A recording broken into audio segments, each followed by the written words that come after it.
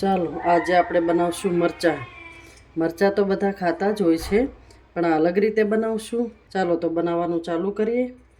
આ મરચાં બનાવવા માટે નાના નાના મેં લીધા છે. આખા જ બનાવવાના હોય છે, આખા તળવાના હોય છે, એટલે થોડા નાના મરચાં લેવાના છે. એના માટે એક વાસણમાં આપણે થોડા અજમા લઈશું. આ અજમાવાળા મરચાં હોય છે. એક ચપટી જેટલા અજમા લીધા છે અને થોડું મીઠું નાખ્યું છે. સ્વાદ પ્રમાણેમાં મીઠું લીધું છે મેં. આ મીઠું હવે આપણે ખાંડી નાખવાનું છે. અને આપણે ખાંડી નાખશું. અજમાનો પાવડર કરી નાખશું ખાંડીને. અથવા કચરા ખંડાશે એટલે ટેસ્ટ પણ આવશે, સારો લાગશે.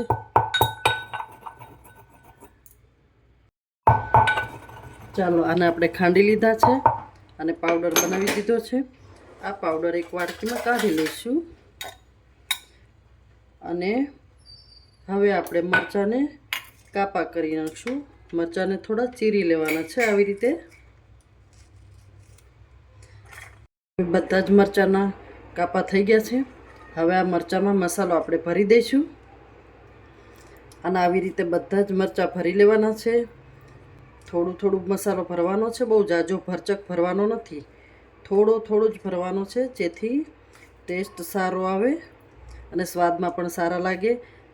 તમે રાઈના મેથીના મરચાં ભરેલા અથાણા કરીને તો ઘણા જ ખાતા હશે, પણ આવા નહીં ખાતા હોય.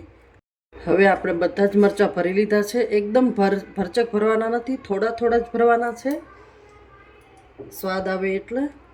હવે આપણે ગેસ ઉપર તવી મૂકીશું. લોખંડની તવી લેવાની છે.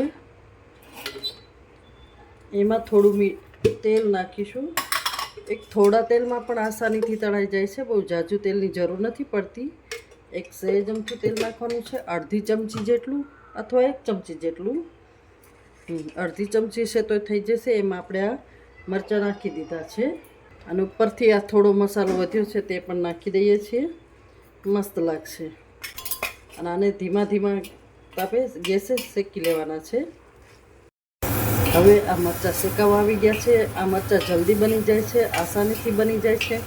અને આ સામગ્રી બધાના જ ઘરમાં અવેલેબલ હોય છે. હવે આપણા આ મરચાં શેકાઈ ગયા છે. ગેસ બંધ કરી દઈશું. હવે આને આપણે ડીશમાં ઉતારી લઈશું. જોઈ લો, આ મરચાં મસ્ત લાગશે, સ્વાદમાં પણ સરસ લાગશે, ટેસ્ટમાં પણ સરસ લાગશે.